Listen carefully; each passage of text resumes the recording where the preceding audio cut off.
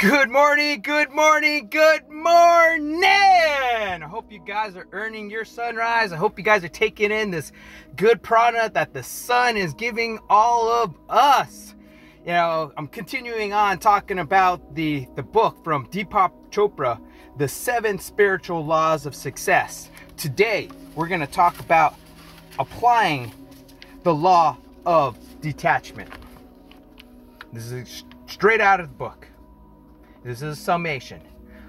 I will put the law of detachment into effect by making a commitment to take the following steps. Number 1, today I will commit myself to detachment. I will allow myself and all those around me the freedom to be as they are.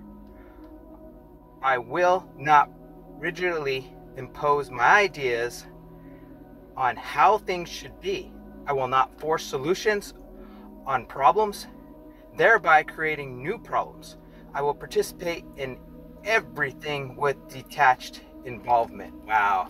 You know, I could definitely feel for this because of trying to control things. You know, as an engineer, I feel like, hey, I'm in control of things, of how I want the results to be.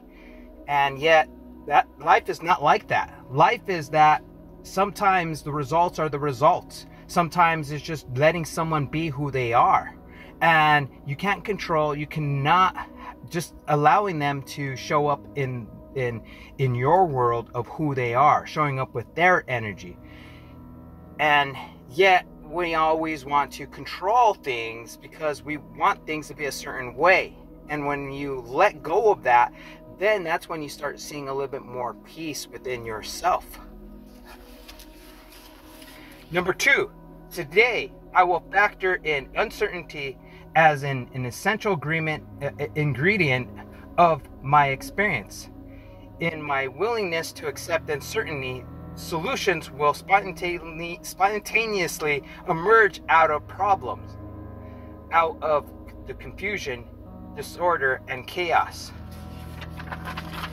The more uncertain things seem to be, the more secure I will feel, because uncertainty is the path to freedom.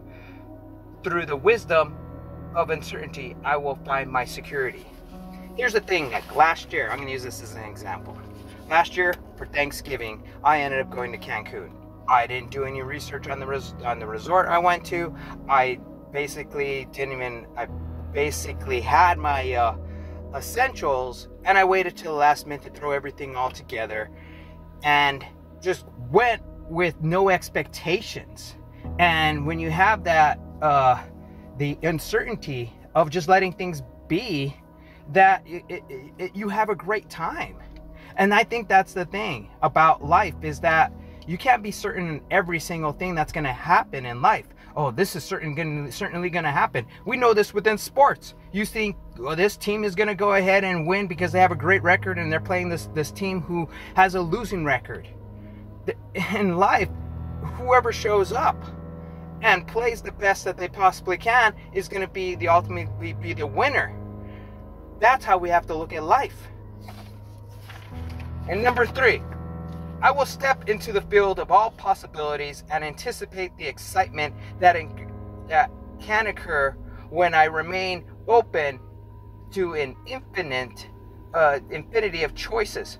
When I step into the field of all possibilities, I will experience all fun, adventure, magic, and mystery of life.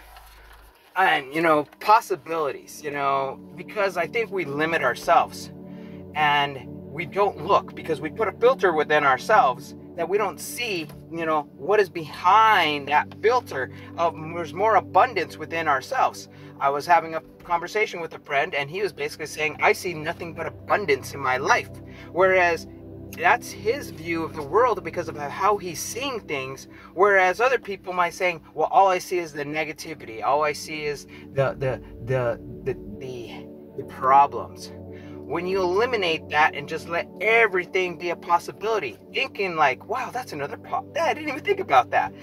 I know Dr. Wayne Dyer was talking about like a situation where this person was inviting him to to stay at his place, but they don't have a good mattress. And he was, oh, all we have is this mat to sleep on the floor. And he's like, well, that's great.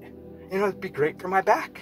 I could be on the ground, be really grounded. Well, we don't really have anything to eat except for this grapefruit, except for this grapefruit that may be not so tangy or whatever.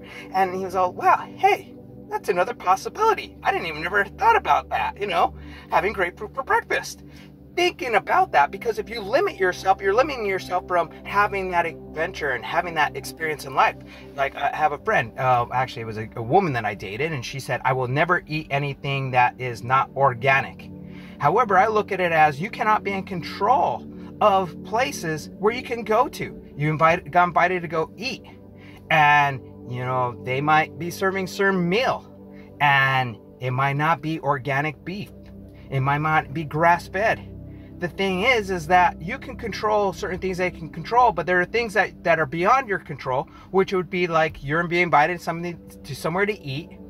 And the way I was raised was, okay, you go ahead and try that food. It might not be the food that you like, but hey, you have that experience. My ex-brother-in-law, he ended up making me some steak, and it was like one of the best steaks possible. He could have. I was open to it because it was antelope. I was like, wow, that's amazing. Or another time when I was in Miami, I was having this adventure and this experience. It was a culinary adventure because they had cricket tacos and they had tongue tacos. And so I was like, hey, I never had tongue in my life. I know my mom would never make tongue. She didn't like it. She didn't like tripe. She didn't like menudo. Never really had that. So when I was in college, I had menudo. I was like, hey, it's not that bad, but it's not for me. But I tried it. And the same thing with those cricket tacos. I was like, hey, I had it. To me, it tasted like popcorn. Like when you burn popcorn, crunchy. I didn't really particularly like it. But the thing is I had that possibility of having that experience. When I was in a weightlifting competition in Louisiana, what did I have? I had alligator. The thing is that trying many different things, you will only know what you like when you're open to it. You don't know what you don't know. So that's why be open to every possibility. Be open to every adventure, because then you can actually really say, did I really live my life? And when you look back and saying, no, I live my life in this little box or whatever, then you're not really living your life, because what eventually is that you're living in this little box, and eventually you're going to end up in that box. So you might as well have this adventure of exploring and see many different things before you end up in that box, my friend. Well, you have it blessed. You have an awesome day, and be about it instead of talking about it, and namaste.